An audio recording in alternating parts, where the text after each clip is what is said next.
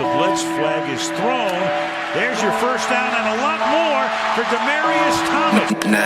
Swing and a shot by Freeman. Deep into the night. Back-to-back homers for the Braves. Blake Griffin will turn. Shoot a three from the win. Bounce. It goes. It cuts the big land. It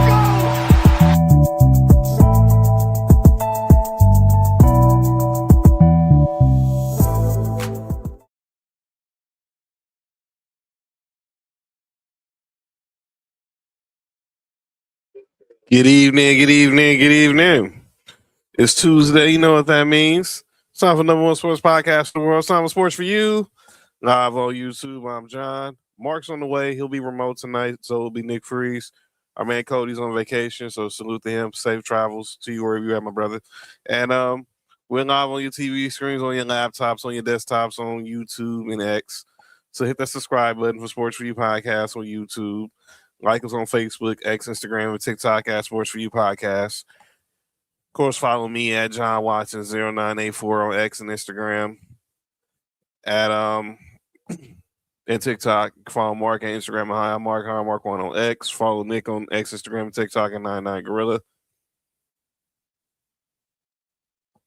Excuse me. Oh boy, lots to talk about tonight. What up, Sam? Congratulations, Sam. Our boy Sam. I don't know if y'all following him on social media. Our boy Sam he's a married man now. So congratulations, Sam. Saw that post. Congratulations to you and Mrs. C. So you and the new Mrs. C. So congratulations to y'all, and I hope you and many more and many blessings to y'all. What up, Trunks? What up, Trunks? Good to see you, brother. All right. Yeah, so we got a lot to talk about tonight. Specifically more on the world of the football side. Obviously, 48 hours removed from Championship Sunday. So yeah, it's yes, he's a married man now. God is great. I'm glad for you, brother. I'm so happy for you. I'm very happy for you, my brother. Good dude, man. Many blessings to you and the missus going forward. Excuse me. So we're gonna talk on NBA. We're gonna talk some NFL. Maybe just go ahead and start the NBA because I mean it's only right. I'm watching right now. The Sixers are having their way with the Milwaukee Bucks, and obviously we'll talk about Giannis. Yeah, he cashed it in. It's all good, Sam. We all do that one day. Shout out to Miss Anita. Shout out to Miss Anita. So shout out to you, Sister Anita. Oh, speaking of, I gotta make a speaking of Anita, I need to call, check on my first lady and my pastor, make sure they got back safe.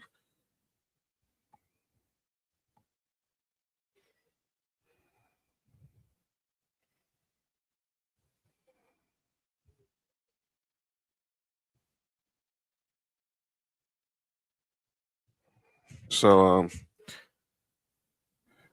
let's go ahead. I'd be remiss if I just didn't start off with what obviously y'all see the hoodie I got on. It's Kobe, it's Gigi. Yesterday, the 6-year anniversary of that tragic day in 2020, it still don't seem real.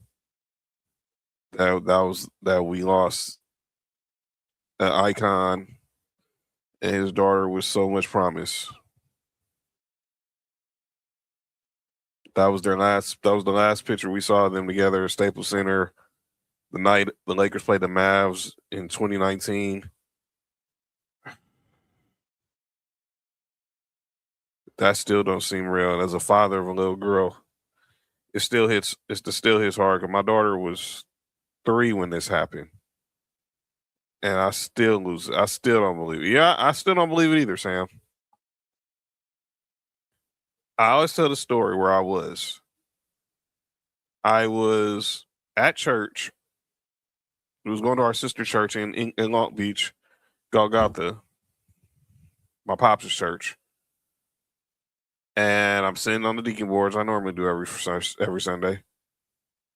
And I start getting calls, or I was in the Lakers. I was working with a Lakers content creating group, Showtime Forum. Shout out to all of them. Golden Knight GFX, Adele, Chaz, Chris, Dave, all of them. And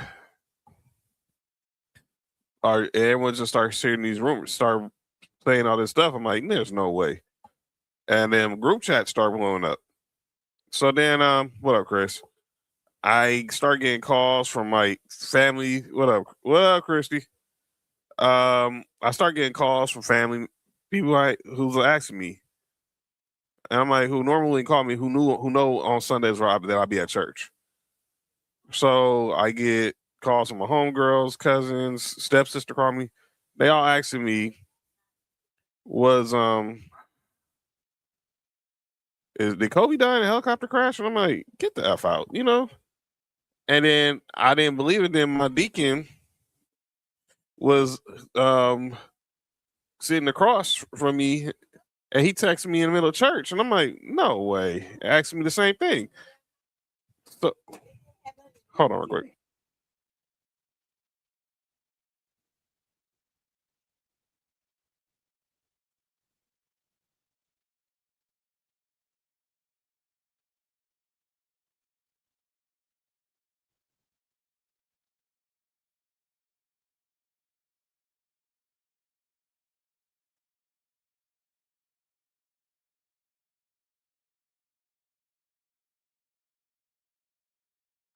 All right, we're back.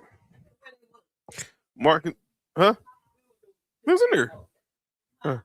Mark and Nico, they be in remote. Those y'all know, Mark been under the weather lately. Speak of his name. Speaking of, you say his name, he shall appears. What up, dog? What up with it, dog? No, how you feeling, man? First off, how you feeling, bro? A lot better than I did Friday. Friday I was hear. felt like sick. I feel you, man. I've been congested a little bit this weekend too. I got the coughs too, so I don't know what's going on in the city, man. But you popped in at the right time. So I'm talking about, obviously yesterday was the 6-year anniversary of the unfortunate passing of Kobe and Gigi. And let's not also, I always do this every year when we talk about this. We don't forget about the other individuals who was on the helicopter with them: Kobe, Gigi, the Annabelle family, Christina Mauser, the Chesters, the pilot, Zuban. I still talk about this 6 years later, it still don't seem real. I was telling how where I was in church and I got the word and I didn't believe it till I heard it from the pulpit. And then when I get in the car on my way back to the crib, it's all over the radio. And then they broke into it locally, and I'm hearing people like O'Shea Jackson Jr. and Ramona Shelburne breaking down in tears, and I'm like, you got to be kidding me! This ain't real. You remember where you was at when this happened? As a matter of fact, I'm looking at the picture that I took that same day. I took Bash to the snow in Wrightwood, and I want to say as we was pulling in, somebody said it, but it wasn't confirmed. And then throughout the whole little snow lodge, it was all on the TV. Once it was confirmed, everything up there just stopped. Like nobody was skiing, nobody was doing nothing up there. Everybody was just like all in the lodge looking at the TV. Yeah, the whole world stopped. I remember I passed by my barber's house. He was standing outside just in shock. I mean, and now it's like crazy that it's been 6 years since this happened. I always like to show this off. Because I wear the rings, but I always bring this up because I got this. It was a gift I got from Uncle Judge for my birthday that year, and it was obviously the rings. It was obviously a replica set of Kobe's rings. So that's where the whole 5 time comes from, because all these rings Kobe had. It was his 5 rings, and then the 6th one represented obviously his 20 years in the league. But man, it's still hard to believe this has been 6 years, but his memory lives on. Gigi's memory lives on, and we keep those families in prayer throughout this difficult time every year. Let's switch to another NBA story, then we go get into football, because I know we got a lot to talk about on this football side. Hey, John, before, I don't know if you did this, and I'm late. What's up? My bad. What's up? But did you send the congratulations out to Sam? Yes. And by the way, the missus is in the chat too. She said the missus is in the chat too. She's watching. So shout out to Sam. Yeah, Sam's an honest man now. So shout out to him. Yeah, he's watching. He sit. We got everyone's sending love to Sam. Mark will be back in a second. But yeah, again, congratulations, Sam. Yeah. It sunk into it sunk in literally when I got home and I saw it all over my TV. So I actually am wearing a T-shirt with this image. I'll show you. Give me 1 second. Mark's gonna join us. Or Mark is back. The T-shirt I got on actually has that image right there. So, but yeah, RP Kobe, GG, and all the others. We lost on that day. All right.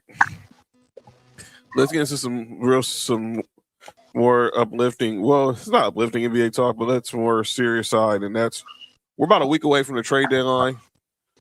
So, program note, this is our only show of the week because Friday I'll be on assignment at the House of Glory Wrestling Show in downtown LA.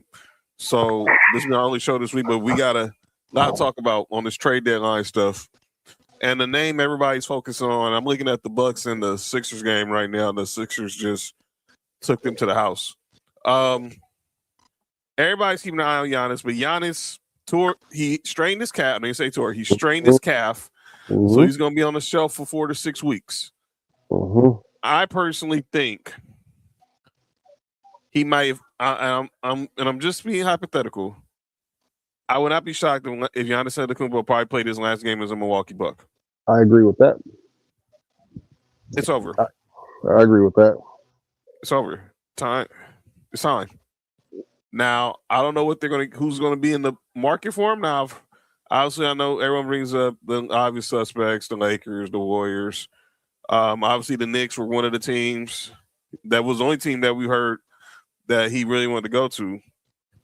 But I heard a team today. I think I heard it on First Take. I think Brian Windhorst mentioned. Do not be shocked if the Houston Rockets get in this mix, and they offer Alperen a package centered around Alperen Sengun for Giannis. Ooh, that wouldn't be a bad trade, honestly.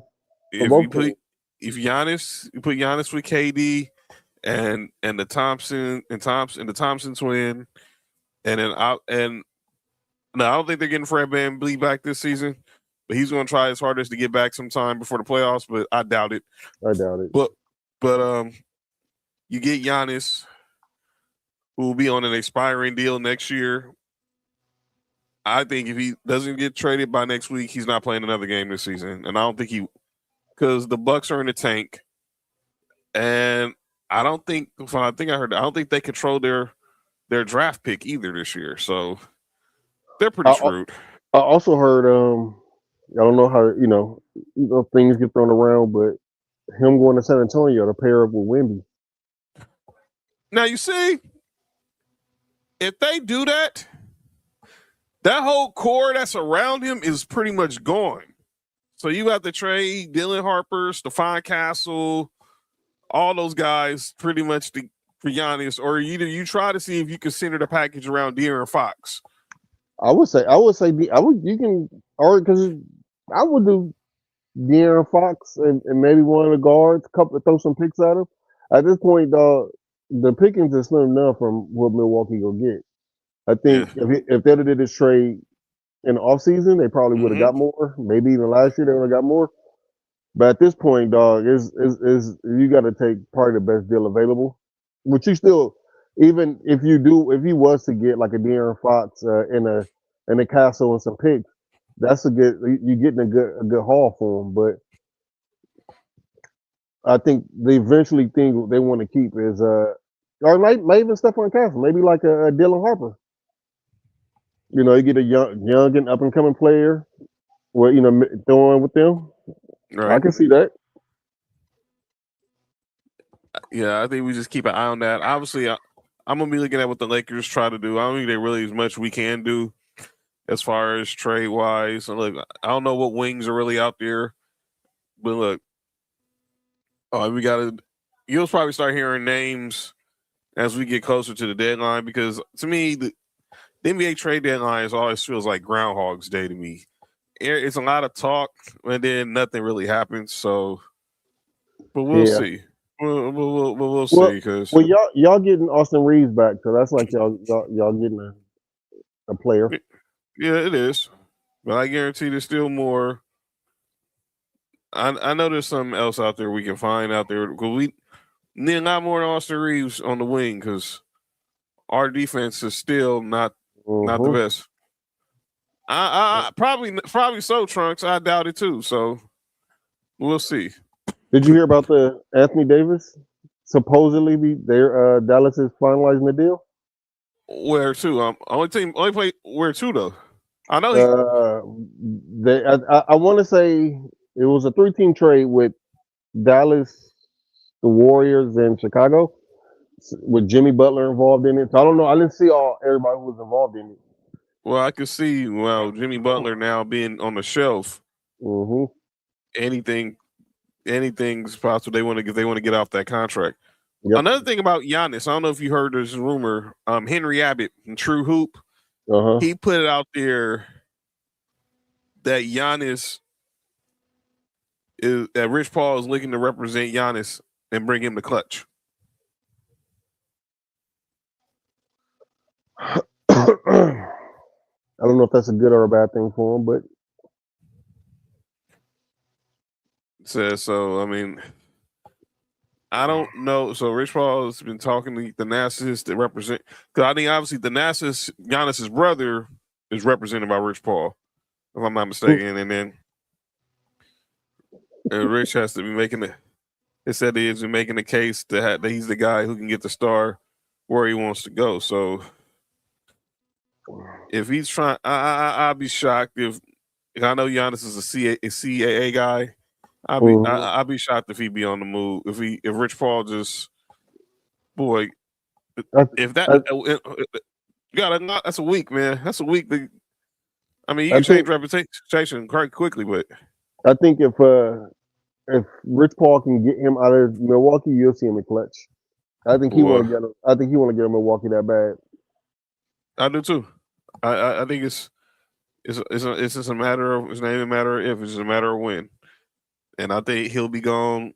He'll be gone he'll be gone eventually. Mm-hmm.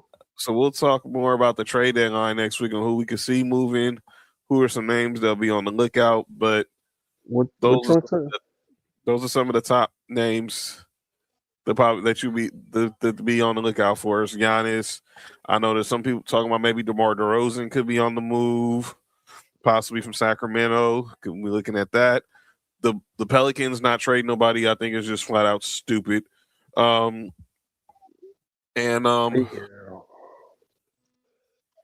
What about Malik? What about Malik Monk?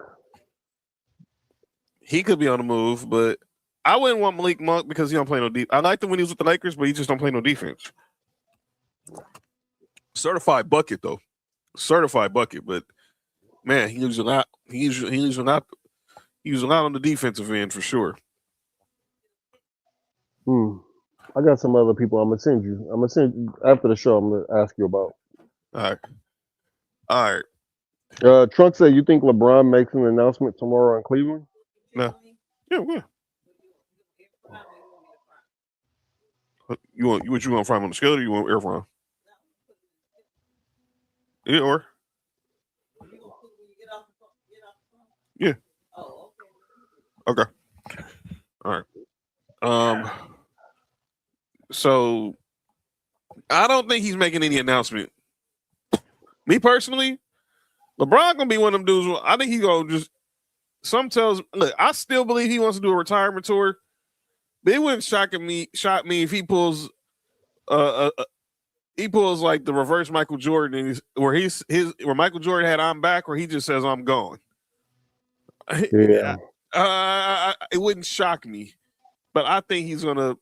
I think if he does it, maybe it might be at All-Star Weekend. Since All-Star Weekend is here in 2 weeks, but I don't see, or 3 weeks, I should say. But I don't see him making a move to announce his retirement. He's in his final game back in the land tomorrow. Let's go ahead and get to the NFL, man, because we got to talk about. There's a lot of stuff going on. Yeah, I like Tim Duncan, like Noodle said. So let's go ahead and start talking some NFL because we got some stuff we need to get off our chest about the National Football League. Uh-oh.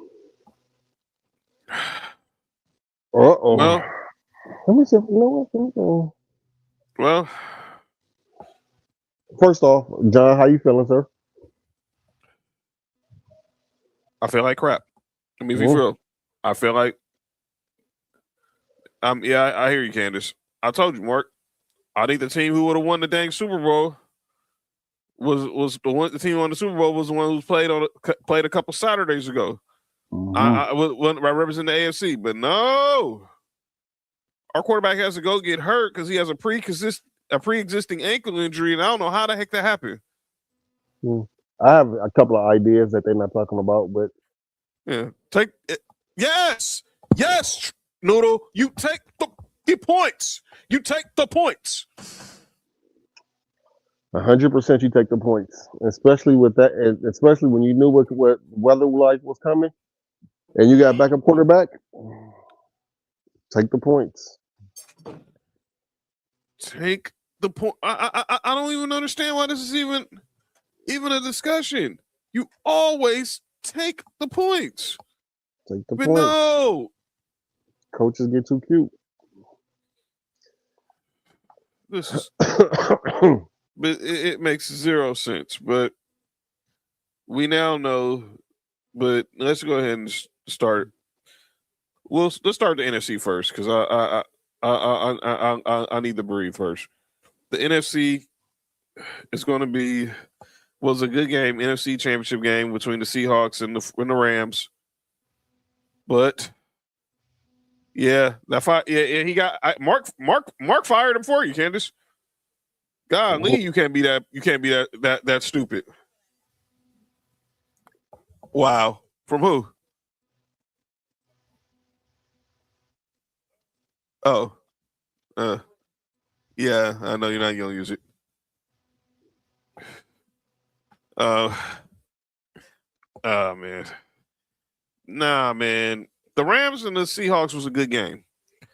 But boy, the Rams, they sure had a bunch of blunders, specifically on special teams. And obviously, Xavier Smith with that muffed. I don't know I don't even call it a muffed return because he just fell, and the ball hit him in the hands, and boom, and Seattle recovers it. And boom, what they do? Go score right on the next play. Yep. You can't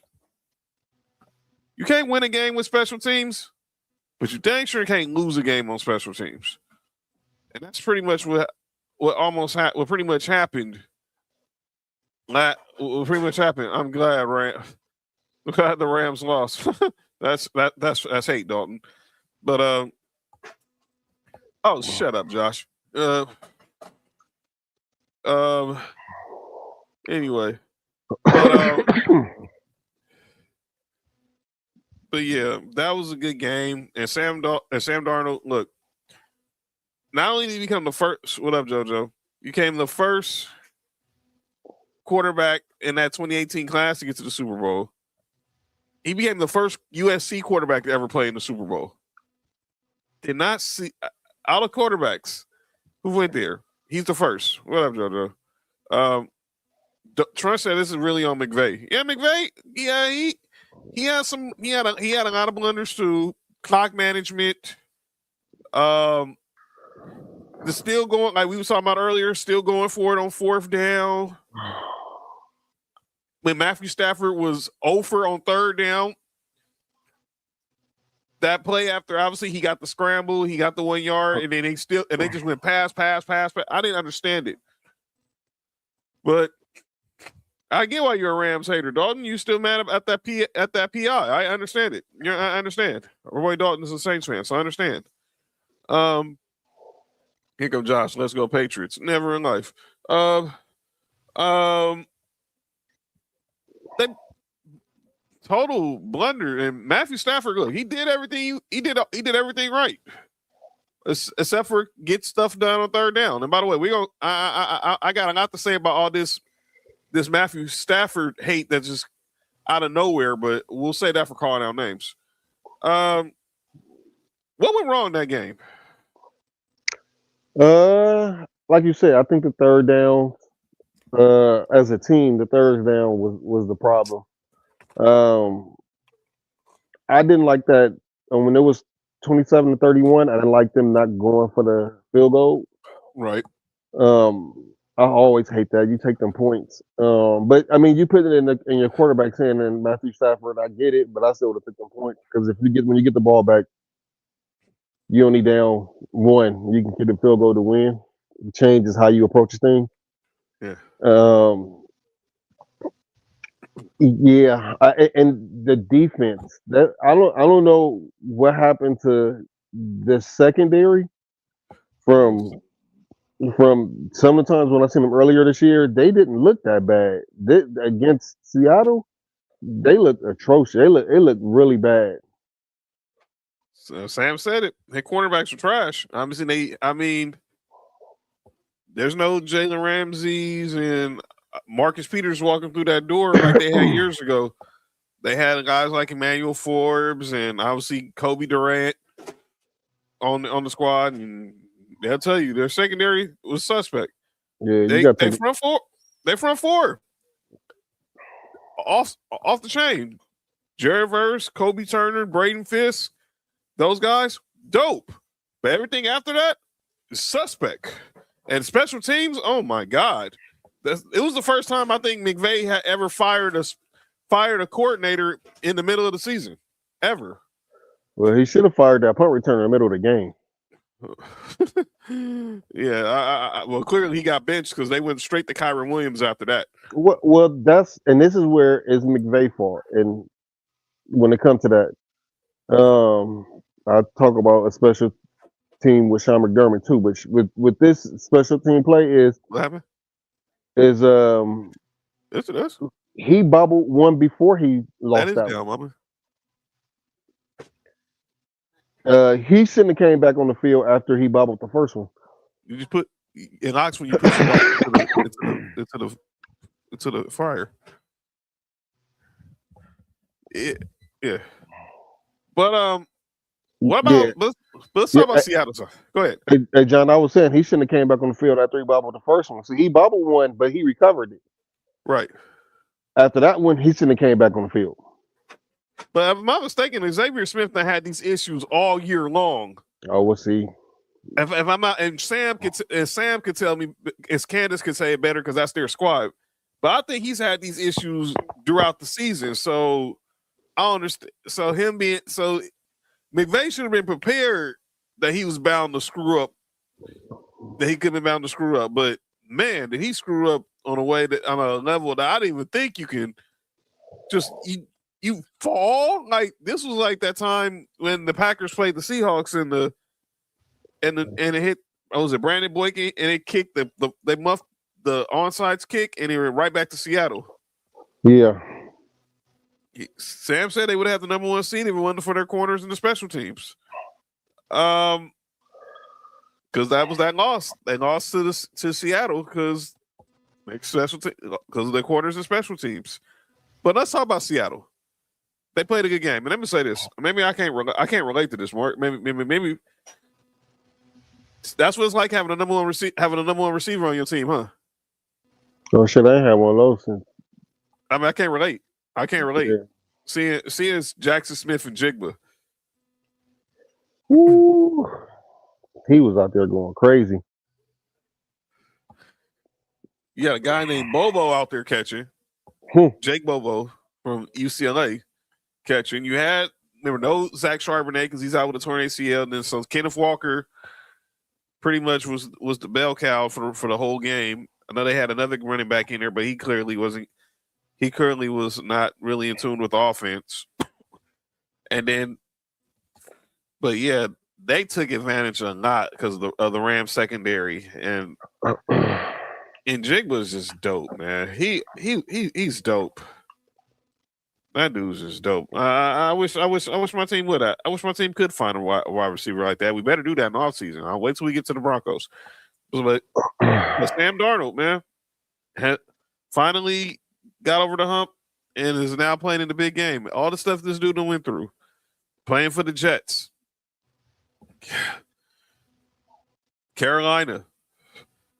Oh, I got you. Oh, hold on, JT. I'm sitting right now. So yeah. So here we go. Our brother JT from Marks and Mice, he's gonna join the chat in a second.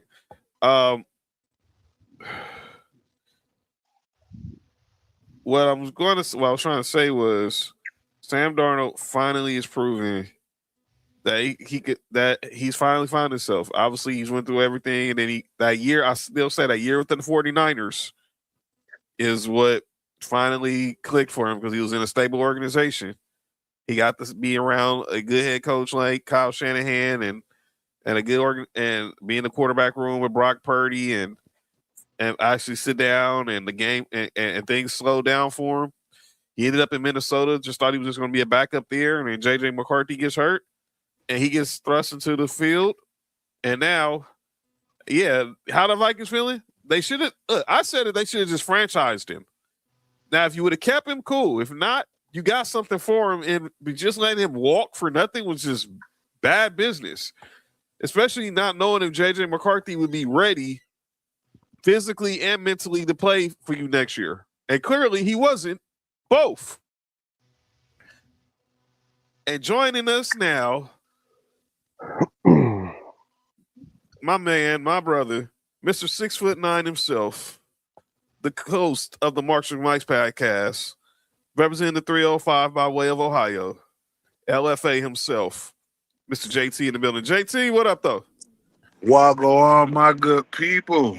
Back on Sports4U once again. What's going on, bro? I can't call it, man. Next follow, Mark. What? Yeah, we talking about the ANC. We're talking about how Sam Darnold finally found himself after all these years. You know, obviously the Jets didn't work. Carolina didn't work. He goes to San Francisco, finally is around a competent coach. Minnesota, we all see what happens there. I think Minnesota made a mistake, not least thinking about keeping him because JJ wasn't ready. And look what happened in Seattle. Now he's playing in the Super Bowl a year later. What you think about the resurrection of Sam Darnold, JT? Man, when I tell you that's a redemption story. You nailed it on the head. From team after team after team, organization after organization, and to finally to be able to get over that hump that all players want to strive to. Everybody want to get a ring. Now he's getting that opportunity to get the ring. And for this to happen at this stage in his career, hats off to him. It's about damn time. Yeah, I'm happy for him. All right, man. Let's get to the AFC. My Broncos against the Patriots in the AFC Championship on Sunday. And, of course, we had no Bo Nix. And, obviously, now we go to Jarrett Stidham. And he had a good – well, first drive was trash. Second drive, he was looking good. And then the rest of the game, he started looking like a guy who ain't played football in 2 years. And now the New England Patriots are back in the Super Bowl. I'm going to say this. Well, I'm going to say this because I'm going to let you guys talk because I'm going to have a lot more to say after that. Take the points. Mark, you already know how I'm feeling right now, dog. Go ahead, man. I'm going to let you and JT talk because I'm coming to gather my thoughts now. So I'm going to let you and JT have at it first. First off, I want to say fuck the Patriots. Let's just start there. Secondly, that was, if you like defense, that was a really good game. I really enjoyed it. It was, I just enjoy watching good defensive game. I wasn't a fan of anything Sean Payton did this game. I think maybe that one play action call that Stidham hits a receiver on deep down the field, that might have been the only thing that I liked that Sean Payton did this game. I think other than that, I think Sean Payton at the biggest moment came up really short. Jarrett Stidham, I don't know what was going on. I don't know what he was thinking on some of the plays, but both teams played great defense. And I think that questionable, which I want to ask John about, that questionable fumble is the only reason why I think New England wins that game. Because y'all defense was humming. Y'all defense was going crazy that day, Sunday. All right, hold on, Rick. I agree, bro. That it was a defensive game. Defense sells. Defense wins game. Offense sells tickets. Mm-hmm. That was a very good game of D on both sides, right? Mm-hmm. That call with that fumble, ain't no way. The refs, I'm telling you, man, them refs in somebody's pocket. Vegas, somebody. Because ain't no way you going to tell me you decided on that. You went ahead and just okayed. You're not going to tell me what I see with my eyes is not what's happening on the screen. Lawrence had asked me. I heard it from him. That's wrong. Yep. Yep. That decision to go for it at that point, I get the theory of it. You go up 14, then you pretty much win a game there, but you're not trying to win a game in the second quarter. That makes no sense to me. This is going to be a long game. You have to trust your defense. The Broncos defense was going, like I said, they was all over the field. They was going crazy. You have to, when your defense is playing that good, you have to reward them with at least don't fuck it up offense. All right, man. As the Saints fan, I expect the better play calling. I did too. And this is my problem with what Ann was saying. Sean Payton, and I'm glad she's bringing this up as a Saints fan, because you know what everyone kept bringing up? When when Drew Brees went down, they brought in Teddy Bridgewater, and Teddy Bridgewater went 5-0. Yeah, in the regular season. This is playoffs. This is the playoffs. The AFC Championship. There's no, you don't get time to make up for your mistakes in the AFC Championship. You don't get your chance to make it up during the Super Bowl. No. So Sean Payton's play calling was horrendous because know your personnel. Now, bad business. We didn't have J.K. Dobbins because he still wasn't healthy. But I still felt we still keep running the ball. Our defense was humming. And that's why I kept saying with JT, Mark will tell you in our group chat, when everyone kept bringing up they didn't trust him, I never mentioned him. I was like, but I trust our defense. I trust Vance Joseph's play calling our defense. And I think if we just make timely passes, run the ball, possessions, everything, we'd be good. Sean Payton had to be Sean Payton. And that 4th and 1 was the gist of it. We're up 7-0. You know the snow is coming. Take the points. We'll take the 10-0. Now, to y'all question about the Stidham, I don't even know what that was. Fumble, backwards pass, 2 sheets to the wind. I don't know what the heck was that. It was 7 points. I know that much because it would have been 7 points whether they ran it in on the recovery, or they got the 7 points on the Drake May play anyway. So it didn't really matter. But say that doesn't happen, even if that does happen, we're still up a field goal. Even if that doesn't play happen, it's still 10-3. Take the points. And to go back to when we were talking about the NFC game, I hope this is a start for coaches, because we talked about it a lot with teams like Detroit, even with the Bears, all this going for it on 4th down. I hope this puts a nail in the coffin for everyone's thinking it's corny to just take 3 points. But I got a good feeling, Mark, in JT. I know it's not. It's not. It's not. People got stuff to prove, man. And I think a lot of that happened with the fans being like, all right, can we at least try to go for it on 4th? Right? That was a discussion for a while. Now that we started doing it, it became like the Wildcat offense. Everybody knew it was coming. Everybody know what you're trying to run on 4th down. So, you know, at this stage in the game, do I think it's going to go away? No. We're going to see more of it next year. And eventually, once these franchises start seeing that that's not working, they're going to get that call from up top. Hey, Yep. that 4th, the fourth down, field goal. Field goal. Yep. We ain't taking no more chances. Field goals are not guaranteed. They're not. I hear you, Trunks, but I still take my chance with where it all depends where you're at. Now, look, Will Lux, that was one of his worst days kicking on, but look at the elements. I'm talking about, but before the snow happened, I knew he would be money, but yeah, field goals are not guaranteed. But I'd rather take my chance with that, knowing with my kicker who's probably like 80% has an 80% success rate to a dude who ain't played football in 2 years. Yeah, Lux was a great kicker, and I know he had a bad day, and he had a bad day on Sunday. He had a bad day in that snow. That's it. That's it. Say it. Yeah, it's just a bad day in that snow. Yeah, but the standing play was just stupid, and that's where I got to go to Sean Payton again. Be in his ear to tell him if it's not there, throw it away. Hey John, I do think that he was trying to throw it away. I just think that as he was doing it, the defender hit the ball and hit his hand, which made it result in the way it did. That's why I was asking if you think it was a forward pass or that just got hit backwards, or you think it was a backward pass?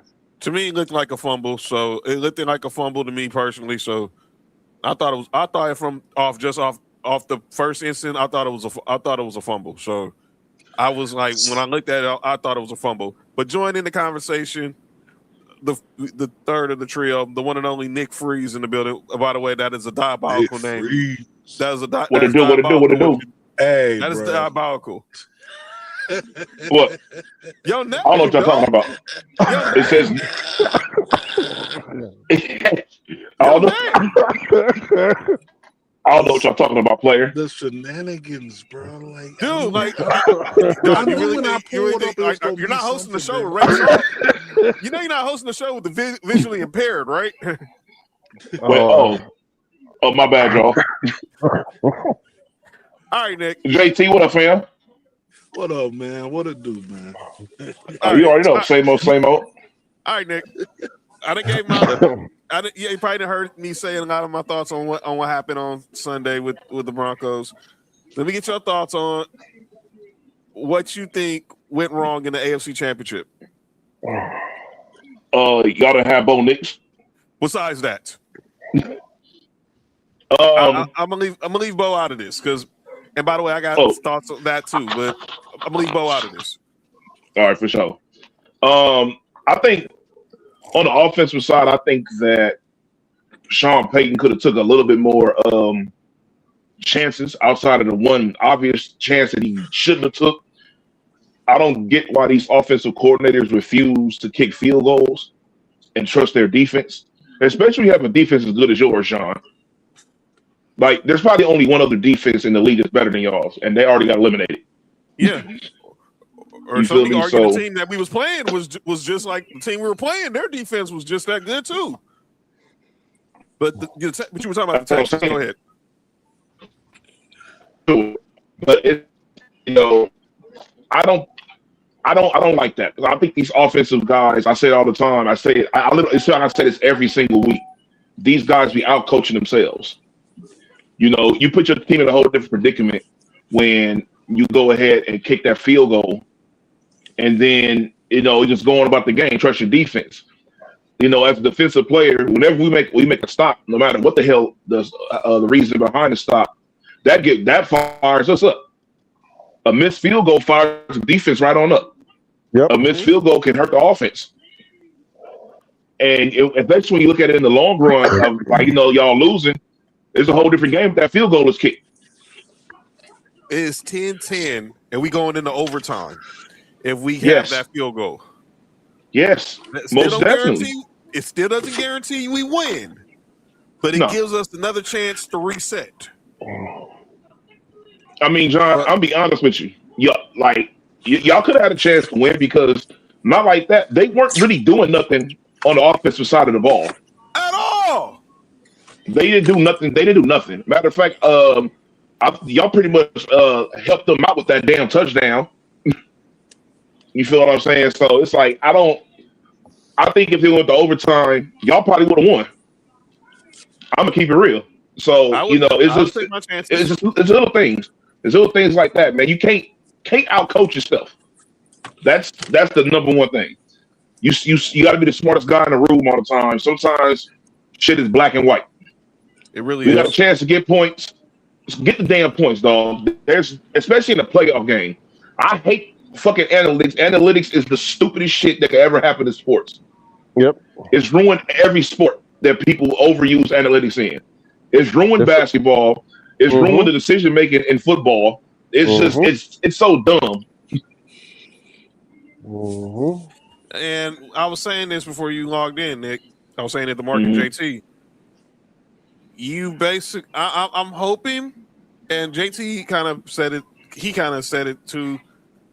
That we will find that this would be the death of coaches being scared to just take the points. But like JT said, we still gonna have it next year because coaches gonna feel like they gotta be the smartest dudes in the room, like you just said, and they're gonna listen to the analytics instead of just going by the eyeball test, going by what the feel of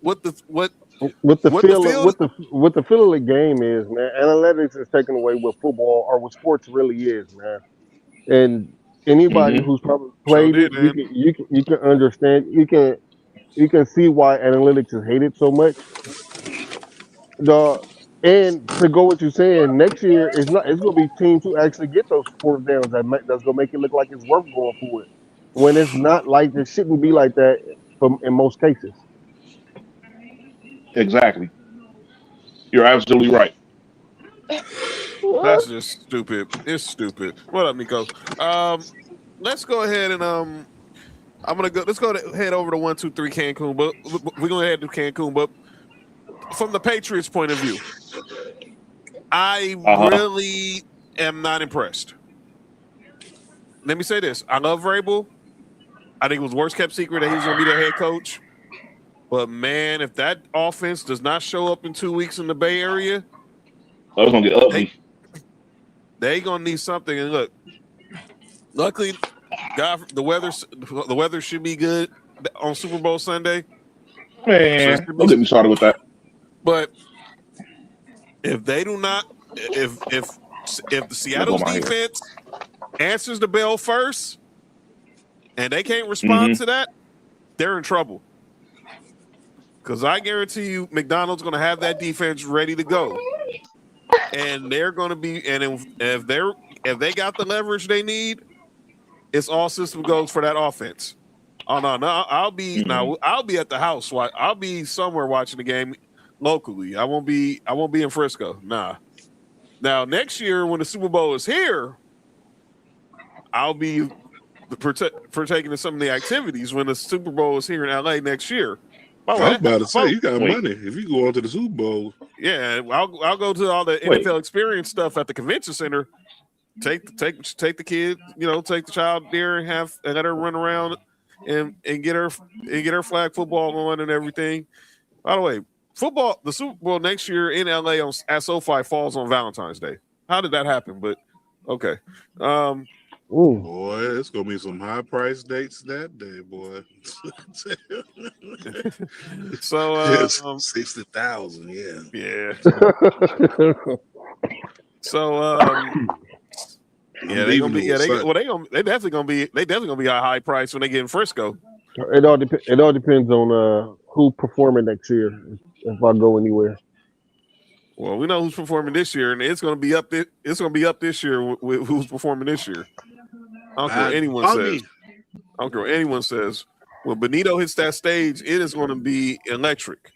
Ain't that y'all defensive end? Who? Benito. Yeah, but fortunately, he had a good game too. He had a good year. I'm still don't understand how he wasn't an All-Pro, but that's a whole nother conversation. But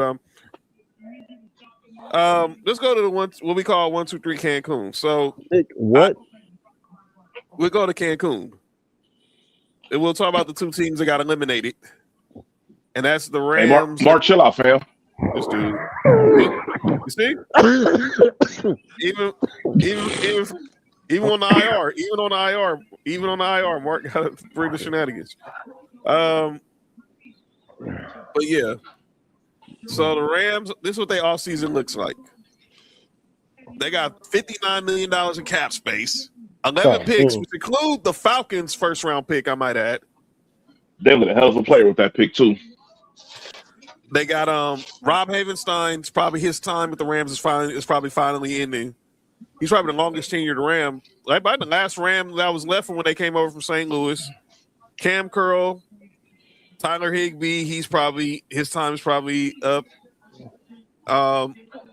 Puka's eligible for an extension. Byron Young's eligible for an extension. Kobe Turner's eligible for an extension. So you know all three of them are probably about to get paid. Darius Williams, Ty Hamilton. Anybody on that list, Nick? Stand out? Obviously, the three extensions is the ones that everyone's going to be looking at. How much they going to pay Puka? And obviously, because you don't want to lose, because obviously you can't afford to lose Kobe Turner or Byron Young. No. I think they should re-sign Cam Curl.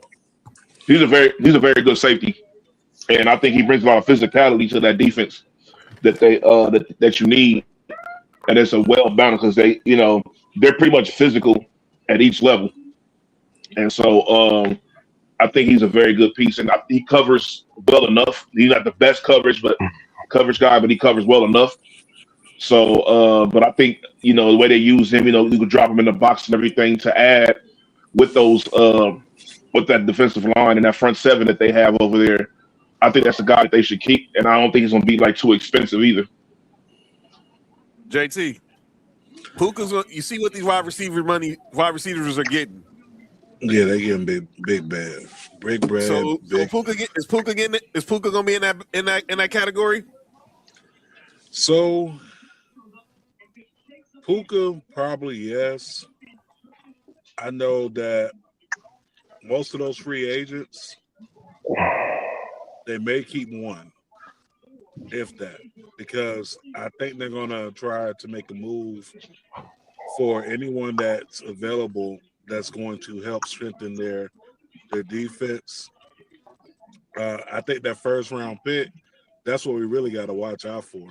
Because we got a lot of people coming out, a lot of good people coming out this year.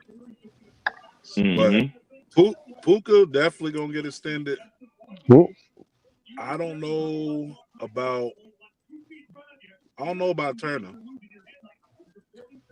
Bro. Boy, Kobe Turner. You need both of them. You need Young and Turner, but somebody gonna have to bite the bullet. They're not bringing it. That is a fact. If it had to be one to me, it'd be my guy from Tennessee, Byron Young. That front four with Kobe, with Jared Verse, Brady Fisk, and Kobe Turner is a problem, dude. Yeah. Somebody got to go. I'm sorry, but they can't keep everybody. I think the only way they can keep all three of them is if somebody take a team-friendly deal. But who's gonna take that deal? Puka ain't taking no team-friendly discount. That's what I was about to say. Puka ain't taking no discount. I can say that now. Puka ain't taking no discount. It's not gonna be Puka. I think it'll be one of the linemen. I think like you were saying, I think it will be Kobe Turner that probably will take the home that will give the discount. I also think that them losing Tyler Higbee is gonna be big for him too. Mm-hmm. Molly, last pick from the Jeff Fisher era. Last real pick from him and Rob Havenstein, probably the last two guys from the Jeff Fisher era, still on the Rams. Well, shit, one of them may be gone there. Yeah, so we'll see. The Rams got a lot of money to spend, and Les Snead, he says F them picks with the quickness. But when I look at y'all got to help me with my Broncos right now. We got a lot, and finally we're off Russell Wilson's contract. So now we got money to spend. We got $35 million in cap space. We got 9 picks. Obviously, we probably have to lose John Frankenmeyers. I don't want to lose Alex Singleton. One, he's a leader. His story alone, what he went through this year, not knowing this dude had testicular cancer and he went out there and played games is just, you need dudes like that. Justin Strenat, I liked him. He's a dope linebacker. I want to keep J.K. Dobbins, but man, the injuries just really. You can always find a running back. You already got one. But I need a physical bell cow though. R.J. Harvey's dope, but I need someone to compliment him.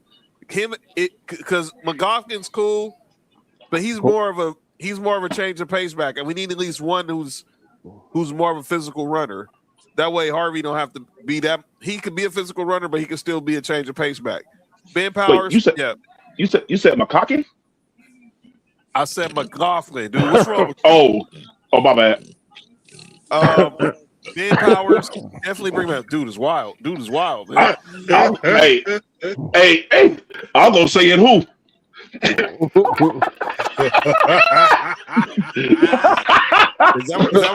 that what a Bella Danger said? That was a Bella Danger was saying? Nigga, I thought. Never mind. Nigga, No. Both of y'all stop. Everybody stop. Y'all tripping. Y'all tripping. Mark My bad. we don't have to sign him to an extension yet, but we'll see. And then I like Evan Ingram, but I think we can find another tight end in the draft. So, but look, get us some wide receivers. We can't be leading the NFL in drops no more, dude. 47 drops, Nick. 47. Yeah, that's crazy. That is crazy. And I like Cortland Sutton, dude. I like Troy Franklin, but we gotta get another one, number one. Y'all need a number one because I think Cortland works better than number two. Yes, I like Like, McLaughlin for and sure. Harvey. Our O-line is dope. That's why we got to keep Ben Powers. We had two all-pro linemen in Garrett Bowles and Quinn Myers, but they didn't have a good day on Sunday. They got pushed around by that Patriots front four. So now it would be Mims if I had to keep one. Need a deep threat. But we'll see. But let's go ahead and get some other NFL news. All right, man. Coaching Carousel is still spinning in the NFL right now. And boy, we got some news on coaches. First off, on the coordinator side, former Giants head coach Brian Dable, former Bills offensive coordinator, also is now the new offensive coordinator in Tennessee under Robert Saleh. So he'll be now. That is a wonderful, excellent hire. If you're a high defensive guy like that, you get you a great offensive mind, and that's exactly what he did. You got a number one overall quarterback. Oh man, you learn from your first stint. Yeah, don't hire Nathaniel Hackett. I got a question about Brian Dable, but I ask y'all after the show. All right. So Brian Dable's going to Tennessee, but let's get to we had two more hirings in the head coaching world. All right. What are we doing in Pittsburgh? We just going out just signing anybody just because they're from Pittsburgh? I mean, what? Hey, come on, dude.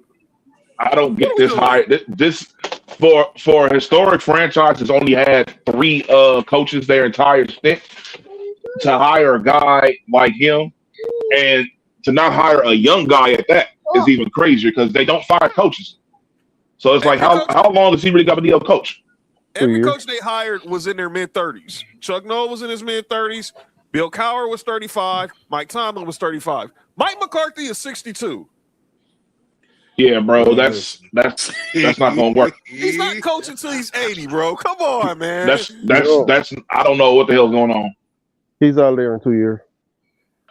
Hey, Mark. Yep. Somebody said Pittsburgh hiring Mike McCarthy is like shitting your pants but changing your shirt instead. Ew. My Lord. And said, who would y'all want them to hire? Anybody but Mike McCarthy.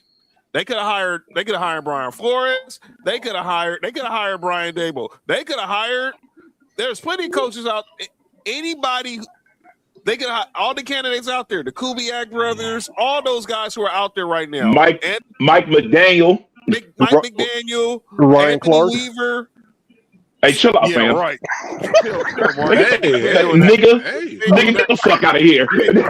Don't start that. Right? Get the fuck out of here. Hey, even Ryan Clark was like, nigga, please. What's next? We gonna say Cam Newton? No. But this they could have had no. Chris Shula's not ready. Don Shula? Chris Shula. Oh, The Rams defensive coordinator. Hey, come on, fam. Don't say that. Don't do that. Nah. Well for it. Might as well shit. Well, heck, Joey Porter, coach. Hire Joey Porter. Go get Joey Porter Senior. He can coach. He can go coach his dad. He can coach his son, just like everybody wants in the other AFC North team to do. Don't do that. Yeah, I'm a talker hater. When you get to that, I want to speak on that one. All right. Okay. Then we can go there right now because I know Mark got a lot to say about the Bills, what the Bills did today. So let's go there. So let's talk about possibly the Browns consider hiring Dion as their head coach. Wait, what? Is this serious? I thought it was a joke, but people are actually having the conversation. Now the Browns have not had the conversation. They talked to Nate Shearhouse from the Rams. They talked to Jim Schwartz. They talked to Mike McDaniel. They've talked to legitimate candidates, but the social media circles are out there trying to put this out there that the Browns should reach out to Dion. Why? That's my question. What the hell has Dion done in college to make you even think he deserves a head coaching job in the NFL? Besides his name being Deion Sanders? Jackson State. That's about it. Is Dion healthy enough? He didn't do nothing at Jackson State. He couldn't even win the big game over there, while having a top quarterback and a future Heisman winner. He couldn't win the big game over there at the SWAC. He won the conference, but the 2 years they got to the Independence Bowl, he lost. That's the only because he got outcoached. JT, what you want to say about this, man? So, don't nobody want to come here. That's what it boiled down to. Nobody want to come to Cleveland. I say why not hire Dion, right? It's Cleveland. No one is expecting us to go to the Super Bowl. No one is expecting us to make it out the first round of the playoffs. But hiring a Deion Sanders, what does that do for your team financially? It brings a lot of money into the market. Cleveland is getting a new stadium next year in Brook Park. What better attraction to have than a young Shador and a Deion Sanders right there at that stadium? I can see it happening, and the reason why it would happen is for money, because we know that those two names alone will draw businesses. People are going to come out to the games just because it's Deion coaching. You know what I'm saying? Now, does he have the accolades to be a head coach in the NFL? Probably not. But we have seen McDaniel from the Dolphins, who didn't head coach. He was a coordinator. He drew up plays like, you know, he wasn't out there head coach, and he wasn't a lone tier defensive coach, nothing like that. I mean, you look at, if you switch to basketball, you look at Eric Spoelstra. Eric Spoelstra was a person that just collected film. So if Deion has the right set of people around him, meaning the right offensive coordinator, the right defensive coordinator, the right special teams, the right people in the office, can it be something that can be legit? I think it can. But once again, he hasn't done nothing to get him there. His name will get him there. But Cleveland right now, so far, no one has bit the bullet to go ahead and come back. But McDaniel canceled his second interview. He said, "I'm good." Yeah, he's out here with us now. He's out here in our city now. That's what I'm saying. So why not go get Deion? Shit. I mean, what do you have to lose at this point? Because you haven't had a winning season. So what do you have to lose? I'm not mad at that. Business wise, it makes sense, especially if you know you're not gonna win right now. When you bring it into a new stadium, you have to bring it in with a bang. I'm not mad at that. Now, X and O's, does it help Cleveland? Absolutely not. But I think, like JT said, financially, business wise, for the Cleveland organization and even the surrounding areas, it's gonna bring in a ton of money, dog. For 1 year. Mhm. I wouldn't. I wouldn't say for 1 year, for 2 years. He'll Yeah, I get like Deion at least too. He'll get 2 years. He'll get 2 years. Boy, oh boy. But what if though? You think the Browns is a shit show now? But what if? What if Deion actually come out the gate first 6 games? He on it. Mm-hmm. Browns 6-0, and then they fuck around in Madden. No.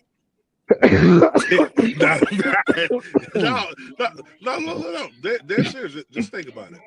What if Deion goes 6-0,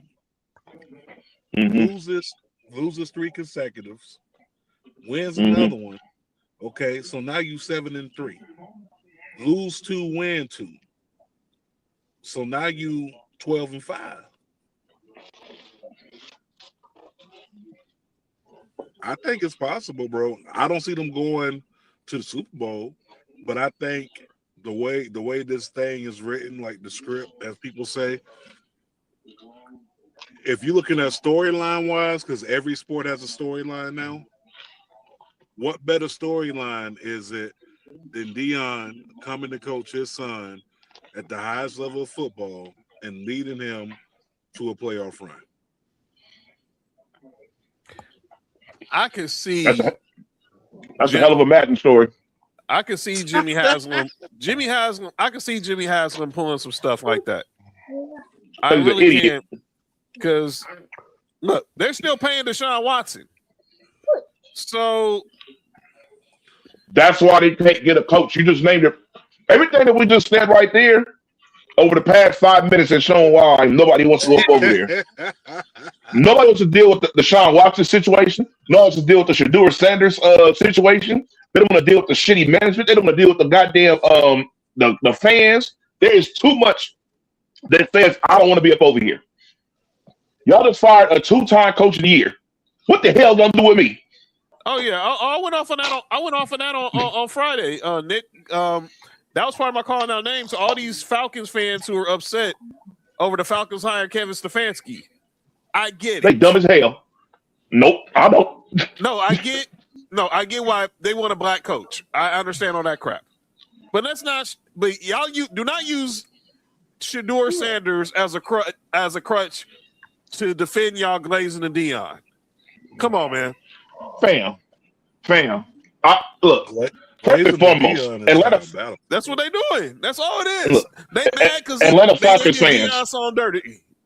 Come on, go ahead, Nick. He was there. He was there for 4 years, y'all. Y'all chill out. First and foremost, y'all didn't have the best version of Deion. Y'all didn't do nothing when Deion was there. So let's just chill. Y'all just drafting him. When it was time to cut the check, he got up out of there. He wanted to go play for the organization that wanted to win. He said, "I'm cool on losing up over here in Atlanta." Everybody just loves the Deion personality and everything. I understand that. I'm a big fan of Deion too when it comes to that football field. There ain't too many better than him. Right. And his position is nobody better than him. You feel what I'm saying? But we're talking about a whole different division of football right now. And for people to just be like, "Oh, ignore the fact." Let's just be real. If Stefanski this is probably the last straw for Stefanski. Yep. He like, all right, y'all. Because what probably happened was they told him to draft his quarterback, and he drafted his quarterback. No matter how bad the dude played, he was still a rookie. We've seen plenty of quarterbacks have terrible rookie years, and at least play average the year after that. You got to see development. Not everybody is fucking Andrew Luck off the rip. You feel what I'm saying? So he probably got hit with I can draft my guy. All right, cool. And then Cleveland was like, "Oh shit, let's make some money. Let's go ahead and draft Shedeur too." What the hell are y'all thinking? There's too many moves that aren't smart football moves. That's why they can't get a damn coach over there. I'm like this. That's true. you got a 2-time coach of the year. Let him cook. Ask Nick Chubb what I guarantee you, if I'm Bijan Robinson, I'm on the phone with Nick Chubb. Like, what was it like in his offense? Nick what? Nick, relax. Relax. What is going on? My God. This This dude, was wow, crazy. man. Hey, That was unnecessary. yeah, well, hey, Mark, chill off, man. Like, it really was. Like, you didn't know what that dude's last name was. Just diabolical. But anyway, Mark, we've took too long to talk about it. Let's go ahead. Your new head coach, one Joseph Brady. Your OC was promoted to head coach today. 5-year deal. Use your hand. Here. There's talk about him bringing in my guy Jim Leonard from the Broncos as y'all new DC. Former Bills player, relax. Former Bills safety Jim Leonard, I might add. Mm-hmm. Bella, relax. Hey, yo. Did you call her earlier? Yo, no, I didn't. Get out, Nick. Get out, Nick. Get out, Nick. Wait, you didn't call her earlier? I did not. You know you ain't right. Did you say she was dangerous? You know what, Nick? Okay, Nick. I see what type of stuff you trying to start. Okay. Dude's out here trying to start nuclear in the show. Anyway, former LSU OC when Joe Burrow was there, when Joe Burrow and Jamar Chase and Justin Jefferson won the Natty against Clemson. But Mark, here we go, man. I told y'all this. That's why I highlighted it and replied to it in our group chat. Everything I knew this was gonna happen. Everything that happened, it happened at such a fast pace. The day after we lost to y'all, John, Joe Brady had 2 interviews, one with the Ravens and one with the Dolphins. We fired Sean McDermott Monday. That opened up the window for me to say they're going to hire Joe Brady. They don't want him to leave the building. And they went along with all these other interviewing all the candidates, but I knew Joe Brady wasn't going to leave the building. I'm not sure if that's a person I wanted, but it is what it is. Who did you want? It's a Mark? very safe pick. Either the OC from Jacksonville or Clint Kubiak. Okay. Well, they both will be. Well, we know. Well, Jacksonville announced that he's staying put. Obviously, because now that job is taken. But Clint Kubiak, he can't be hired until after the Super Bowl now, because of league rules. Right.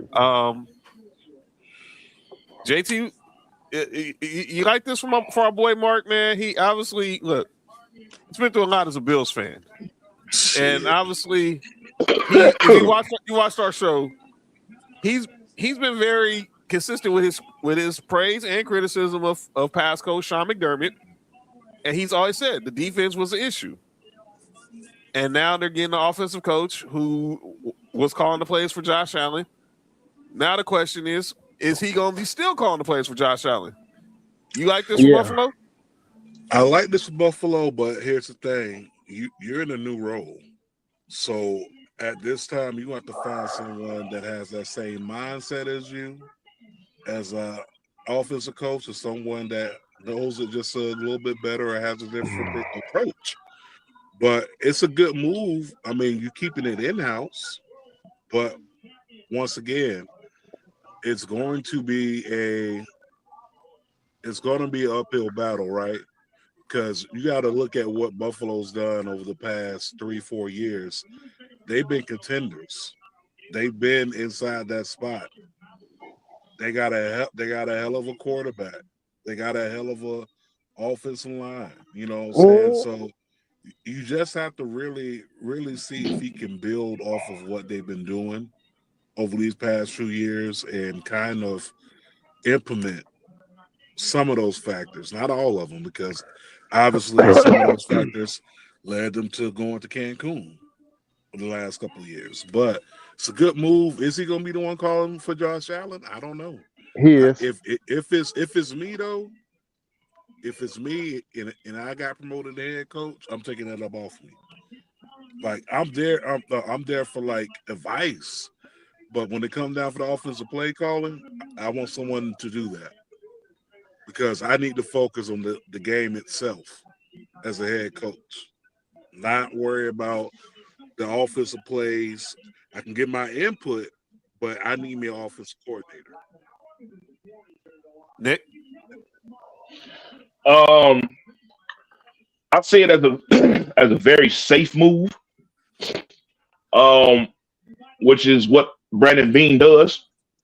He doesn't take risks to make his team better. Not saying this is a bad hire, but it just seems safe. He's already there. He's familiar with the organization already. He's familiar with Josh Allen, which would be something that can help. You know, I may like by the time it's like halfway through the season, this move may look genius. You feel what I'm saying? But I think that maybe they should have got. I think that me personally, I probably would have went with like a more of a offensive, like quote unquote mastermind type of guy. You feel what I'm saying? To fully utilize, like in my example, like for example, if I was the Bills, I for sure would have had McDaniel as my coach. I'm sorry. The offensive mind that he has, the way the plays that he has, if you insert Josh Allen into that and he'll be a guy that's gonna be like, nah, we need a receiver. Because in my offense, we need guys that can catch, not what's going on right now. Not these bunch of wide receiver 2 guys. And he might be the guy that might have what happened. Will. We gotta let you slide. I know Will did about to say JT look like Ahmed Johnson right now. Apologize for what? Black man inside of a federation. Come on, Will. Hey, Ahmed Johnson, really? Hey, JT a fool for that. Hey, JT funny. I mean, listen. Usually I get Mark Henry, but I'll take all man. Ahmed Johnson ain't got no. Ahmed Johnson is bald as the American Eagle. Paul. Huh? Okay. But he would have been the guy to be like, look, to unlock Keon Coleman, or he'll be the guy to be like, look, y'all, we gotta get us a receiver over here for Josh Allen. Like he needs a wide receiver 1, right? Or because in this offense right here, we're gonna be slinging the rock. We're gonna run the ball and we're gonna sling the rock. But I'm not right now. Like I said, the Joe Brady signing is a safe signing. Like I said, the familiarity is already there, so it's not really too much of a transition. I'm just interested in seeing who's going to be defensive coordinator because Jim Schwartz is still available. It sounds like it's going to be Jim Leonard, one of our defensive coaches, who played with the Bills, obviously. So it sounds like he's going to be joining Buffalo, returning to Buffalo. He played there. He was a safety there, so he'll be there. Probably be the defensive coordinator.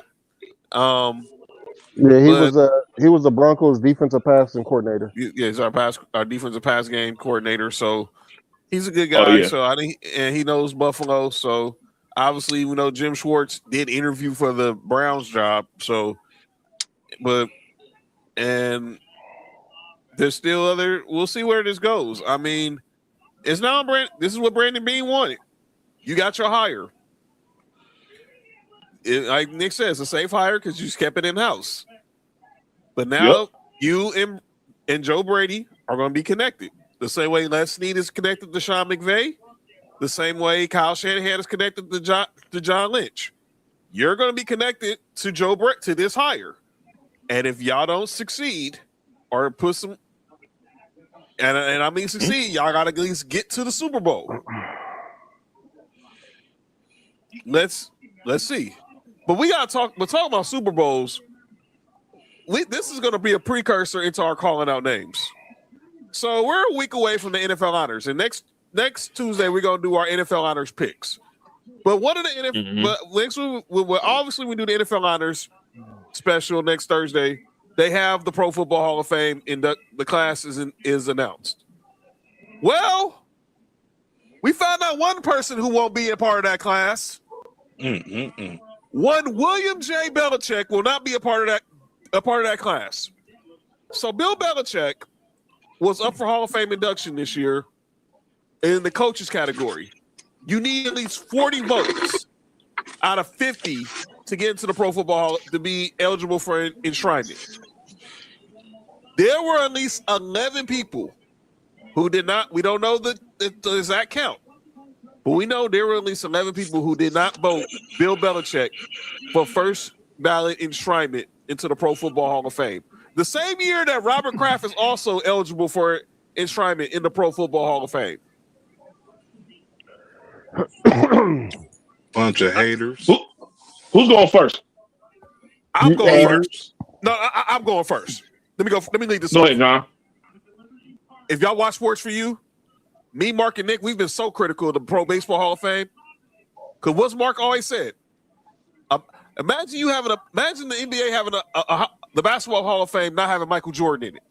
We say that about Barry Bonds. Imagine having the greatest coach in pro football history not be first ballot?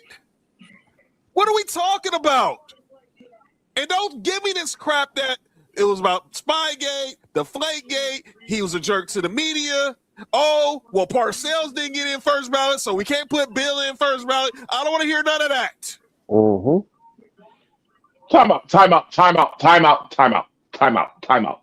Whoa. I didn't know that. You mean, even Nico said, whoa.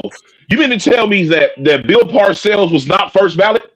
No, he was second year. He got in on the second ballot. Hey, fam, look. Okay. You can say something about Bill Parcells. All right, cool. You have to tell me what in the hell disqualifies Bill Belichick from going into the Hall of Fame. He's been to more Super Bowls than half of the league. Facts. Like, fam, more than half the league. I need to know these three coaches. It makes no sense. I don't care who they are. I need to know who these three coaches are. I'm going to look them up.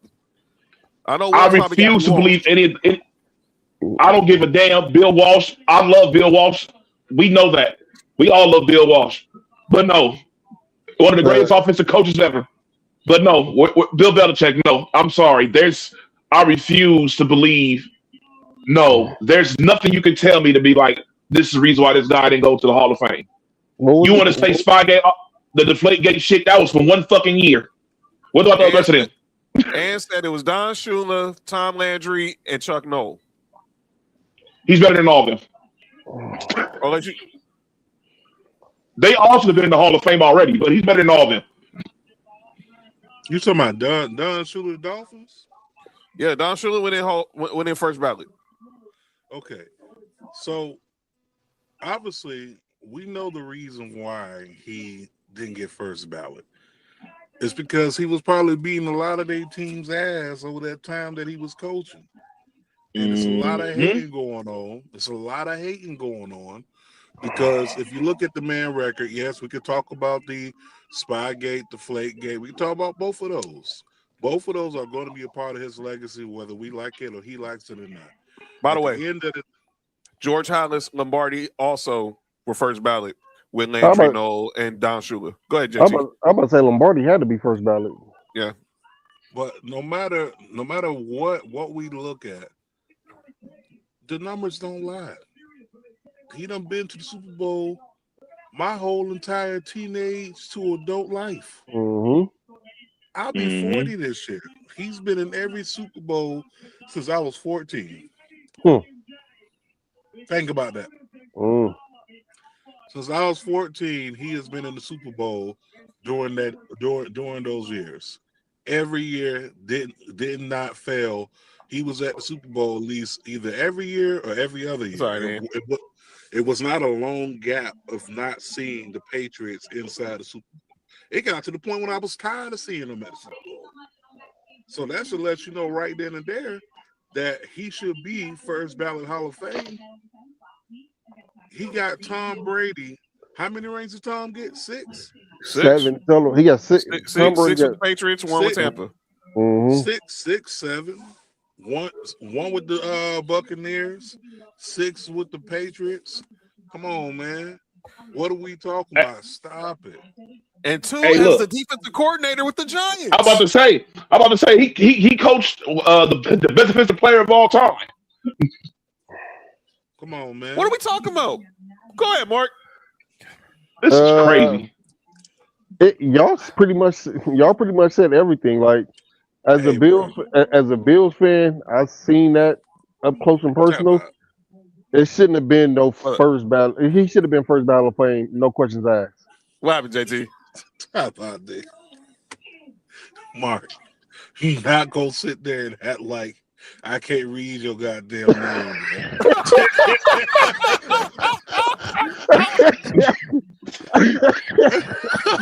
I'm like, I thought mine was bad. Nah. That man got girth, wind, and fire. I don't know what to do with this dude sometime, man. This dude be wild, man. Got Nick Kerr and a girth, wind, and fire, man. These dudes is wild. This dude wild. But yeah, man, look. Don't tell me Bill Belichick ain't no first ballot Hall of Famer just because y'all upset. Yeah, because y'all upset. I mean, what are we talking about here? What are we talking about? So, like, y'all gonna tell me? So and that's gonna lead into my calling out names. So y'all gonna do the same thing to Tom Brady when he gets up for induction? Hell yeah, they gonna do it to Tom Brady. But they like Tom Brady too much.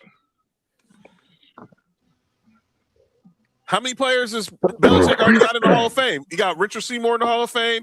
He got Ty Law in the Hall of Fame. He's going to get Brady in the Hall of Fame. He's going to have Gronk in the – come on, what are we talking about? Aaron Hernandez. Yeah, he literally has. Chill out, fam. Not that Hall of Fame, Mark. Is it Vince Wilfork in the Hall of Fame too? He's eligible. Yes, he's going to the Hall. He's going to be in the Hall of Fame eventually. He's going to get there too. That's what I'm saying. Like this man, whole offensive line gonna be in the Hall of Fame. Stop it. Wes Welker gonna be inside the Hall of Fame. Stop it. Dog. One of Bill Belichick's best linebackers is a coach that's about to be in the Super Bowl. Make it sense. Make it make sense. Come on, the dude coached Lawrence Taylor. All I gotta say is the dude coached Lawrence Taylor. When he was hard. And there's been no player ever better than he's ever coached. Yo, what the heck was that? That was crazy. That was hate, Mark. Hey, man. He ain't lying, though. He ain't lying. That was the... Nah, he's not. He's not. Yeah, the truth sound like hate sometimes. LT was doing a lot in them days. But let's get to calling out names. Them days. But I don't know who won that battle. LT was wild, but nothing was wild in the White House. By the way, JT, you know that's the name of Michael Irvin's new podcast, right? On Netflix? Yeah, the White House. Yeah. That's never mind. Wasn't Jordan cool with him? Relax, Mark. All right. Hey, who did more coke in North Carolina? Jordan or Lawrence Taylor? No, Lawrence Taylor did more coke. Probably did more coke than the whole dang university. Probably at that time. LT was definitely. So Jordan just there, just over there drinking Gatorade and orange juice. All right, cool. I didn't say that. He said that when he got into the NBA. I don't think he knew what Gatorade was when he was at North Carolina. But LT was definitely getting high before games. I guarantee that. But let's get to calling out names. I need to get to this. I got people I need to call out. So it's 2 people for the same category, for the same reason. Rob Parker, Bomani Jones. Oh my god. Oh my god. This whole theory, Rob Parker, you're wrong trying to say that the Patriots are cheaters, so Belichick and Brady don't need to be in the Hall of Fame. Stop it. You're not. Man, shut up. Shut up. But this whole theory that Matthew Stafford is not already a Hall of Famer is where did this conversation come from? So black media. It's facts. Because I was saying that he was a Hall of Famer in Detroit. It was like, and this is where Rob Parker's saying, well, we can't forget what he did in Detroit. What, put up almost 50,000 passing yards? He was a Hall of Famer in Detroit. He just wasn't winning. Ask Calvin Johnson, who had his best career receiving with. Ask Kenny Galladay. Ask Cooper Kupp. Come on, man. Ask Puka. Hell, Devontae Adams has led the league in touchdowns again. Nate Burleson. You want me? Come on, man. What are we talking about? Yeah, we're not going to do that. So he says Matt. Go ahead, Nick. I don't understand the Matthew Stafford hate. The guy was humble as he could be up over there. Everybody, and the crazy thing is how the media shifts narratives. Because so many people when he was in Detroit was like, man, if he was with these numbers somewhere else, he would be a easy Hall of Famer. He's putting up 5,000 yards on this team, or if he was doing that on this team, he'd easily beat this and that. And then he goes to a team where he actually does the shit on. Now they're hating on him. Fuck all that. Move the goalposts. Yeah. Basically saying like, well, we can't. He can't rewrite what he did in Detroit. Yes, he did. He won a Super Bowl the first year he was in LA. What did Steve Young do with the Buccaneers? Nothing. And nobody gives a shit about that at all. No effing way Matt Ryan gets in before Matt Stafford. No. And Matt Stafford's going to be MVP. And Matt Stafford's going to be MVP next week. So let me just give y'all a spoiler. What? Matthew Stafford will be the what Brett Favre doing in Atlanta? Matthew Stafford would have had Julio Jones and Michael Turner. What you just say, Nick? What? Nigga. What did Brett Favre do in Atlanta? He steal from black people? No, that's what he did. He's still doing that. All right, go ahead. That's what he did in Mississippi. He did in Green Bay too. Julio Jones and Roddy White and Michael Turner and Tony Gonzalez. Oh my God. What? Bro. Fam. Hey, John, can I if you're calling off names, can I have a calling off names too? Of course. This is gonna hurt me to say it. It's about to sound bad coming out of my mouth, but black media. No, you're right. Oh yeah. You're right. It's been a resurgence between these black sports analysts for some odd reason hating on white quarterbacks recently. I don't know what's going on right now. I just heard Cam Newton say Justin Fields is better than Sam Darnold. He said that. Hold on. That was last year for the season. That was still crazy. But yeah, that was last year. It was last year. That was stupid as hell. It was still made no dang sense. He would take Justin Fields over Sam Darnold. I'm like, no, you wouldn't. My point still stands. Yeah, for sure. By the way, the Jets got to pay Sam Darnold, got to pay Justin Fields, Aaron Rodgers, and Sauce Gardner next year. Hey, fam. They cook. Hey, look, I'm piggybacking off of Mark. I agree with the black media shit 100% because the hate that Sam Darnold has gotten over the past 48 hours is absolutely crazy. First USC quarterback to go to the Super Bowl. And look, and this is coming from people. We clowned the shit out of Sam Darnold. Sure did. We all have. Have. But the fact of the matter is this: I said it when the playoffs started. I said that narrative that they keep trying to keep on Sam Darnold, they need to get rid of it. Yep. I'm sorry. At the end of the day, dog, it looked like it was just the Jets. It was. That's what it's looking like. It's just the Jets, dog. The Jets are terrible, and they bring terrible to everybody. And the Panthers. Yeah, well, that's something different. Look, fam, Sam Darnold right now, over the past 2 years, is looking exactly like the Sam Darnold that he was predicted to be when he got drafted. Mark thought this was y'all playing. This was Sam Darnold versus Penn State in the Rose Bowl the way he was playing Sunday. Hey, dog, I've been a big advocate of saying that Sam Darnold was the best quarterback we had since Matt Leinart, and we let him down. I agree Like with for that. sure, he was crazy. And people forget he was crazy at USC.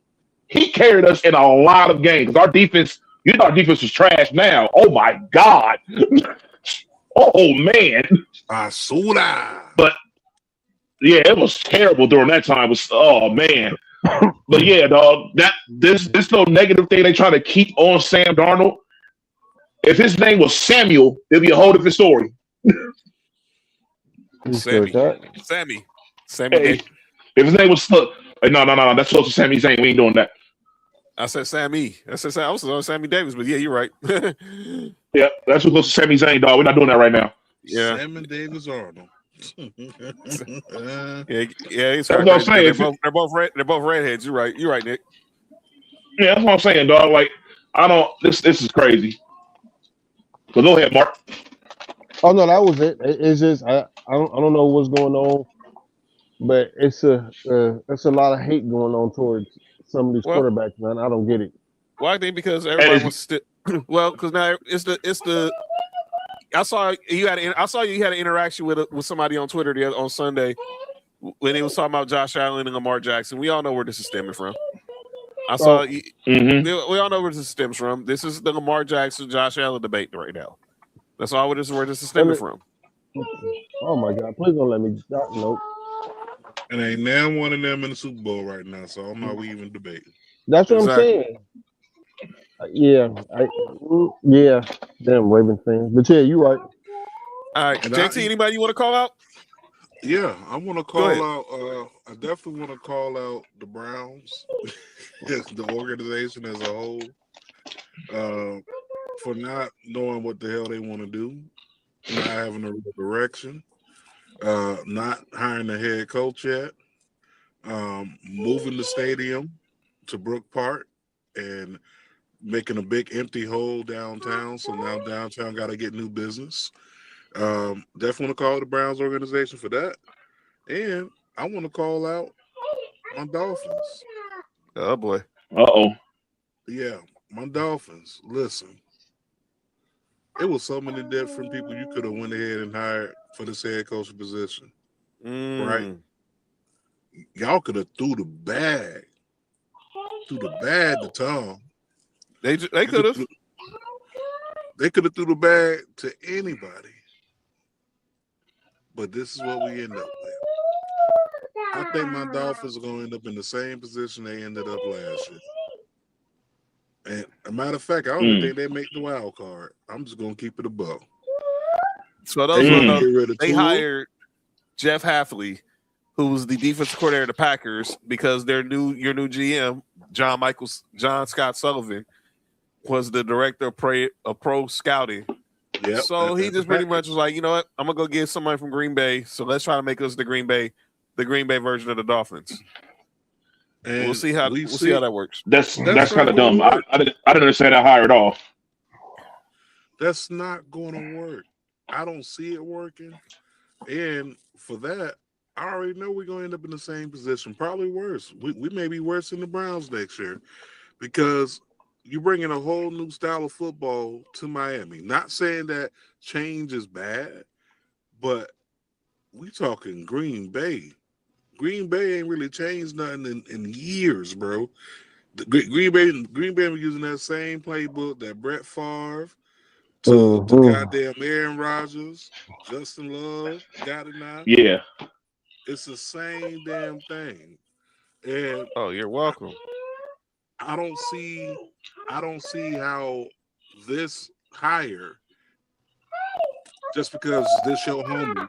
I mean, that's what you're supposed to do, right? You're supposed to put your homie on, right? Mm-hmm. But at the same time, I kind of feel like they could have threw the bag elsewhere. But hell, we settled what we settled at. So the Browns and the Dolphins, count your days. Count your motherfucking days. Nick? I got it kind of falls in with Mark. I got Shady and Acho up on Carlo. Them dudes, like, man. Dudes, man. Hey, John. Every day, I see why they got fired. I do too. Every day, they just show more and more because the thing is this, dog. Like the takes that they're making don't even make sense. So instead of you praising Sam Darnold for having a phenomenal game, the best game of his career, and the biggest moment of his career, outdueling the guy who's going to end up winning MVP. But instead, you're like, oh, basically, you made it seem like the Rams just gave him that W.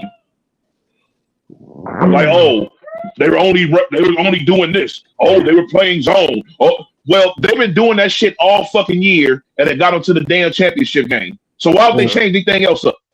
No, do what you feel what I'm saying? They beat them already with the same defense. That's what I'm saying, bro. Like, so it's like, come on, man. Like, it doesn't make any. The hate for Sam Darnold is crazy. I never would have thought at this point in Sam Darnold's career that I'll have to defend him because I always thought he was. Well, after with the Jets, I just thought bro was done for. Mm-hmm. I'm like, damn. Hey, look, Mark. Another USC quarterback bites the dust. Yep. And now he's the first one to take out to go to the big game. So salute to him. Salute to Sam Darnold. Hey, yeah, shout out. All right. Look, if anybody deserves it, he deserves it. Before Carson Palmer, Matt Leinart, Pat Hayden, all the great McKay, all the great quarterbacks. Sam Darnold's the first USC quarterback to play on Super Bowl Sunday. Congratulations. That's crazy. Mark Sanchez. Hey, bro, you took the words out of my mouth. I was just about to say Mark. Don't even bring him Mark Sanchez, boy. That was a disappointment. Caleb might be next. And Caleb might be next. If anybody gonna be next, it's gonna be him. And Caleb might be next. But yeah, that's all our names. All right, we're gonna get up out of here. Before we go, we gotta let our brother JT let him know what he got going on and where you can find him at. Go ahead, LFA. I mean, I ain't got much going on. Got a couple interviews getting ready to drop pretty soon, so stay tuned. Also, I got Exodus Pro coming up in March. This Sunday, I will be on After the Slam. Myself and Cheech will be there at 4 p.m. Shout out to Cheech. Of course, every Thursday, lockdown between 10 o'clock, 10:15 p.m. until catch us on March with Mike's Thursday nights, Eastern Standard Time. For my people out there on the West Coast, that is between 7 p.m. and 7:15. That's when we're going to start. End time is whenever we feel like closing the bell. Also, got some other things coming up as well that we will release news on. Got the chance to do a real dope game show. That'll be dropping soon. So, yeah, just a few things. And, of course, make sure you definitely follow the Coach Class Network, Townhouse Media, and Sports4U, the whole gang. You feel me? Know what it is. All right, so programming note. No show this Friday because myself, Trail, we will be at the House of Glory show this Friday night, downtown LA at the Globe. So if you're there, holla at us. We're gonna go there. It's gonna be a dope card gonna be there. Zilla's gonna be in the house. Mustafa Ali's gonna be in the house. Andrade's gonna be in the house. Amazing Red's gonna be in the house. Kurt Angle's actually doing a meet and greet before the show starts. Shotzi Blackheart will be there. Relax, Mark. Glory hole? You can check me, Trail, in downtown. Something's wrong with both of y'all. You know that? Something's wrong with both of y'all. You know Damn that, John. Damn that. Yeah. Did you yes. catch? I try to ignore it, JT. Trust me. Hey, John. Hey, John. Hey, John. Hey, hurry up in the show so we get the clip, John. I don't see what time it was. We good. So, are we good? All right, cool. Yeah, we're good. Sports4U rest of tomorrow. Our Royal Rumble preview. And then, like I said, you catch JT Thursday on Marks and Likes. You can check out Humble Roses, but you also check out Meet Me Morning Show also tomorrow. And then Friday, like I said, no show Friday because I'll be at the House of Glory show. But Saturday, Rumble in the LBC. Myself, Trail will be live at Baby Bros in Long Beach for our Royal Rumble watch party. JoJo will be doing the show live from remote, wherever she's at. And then depending on the weather, hope weather permitting, make sure everything is good down there in the Florida area. And then we'll be back on next Tuesday because it's Super Week. Cody's gonna be back with us next week, and then we'll preview the big game. We'll talk NBA trade deadline and get ready for the big game in the Bay. So Mark, get better. Nick, you what the hell? What happened? Now you know you ain't right for that. You know you ain't right. You stole that from me. You know what I'm saying? That's copyright infringement. First of all, Gurf games. Oh my bad. Gurf and the Restless. Listen, this dude was insane. Now that we're here, my bad, John. So you're going to House of Glory. Yes.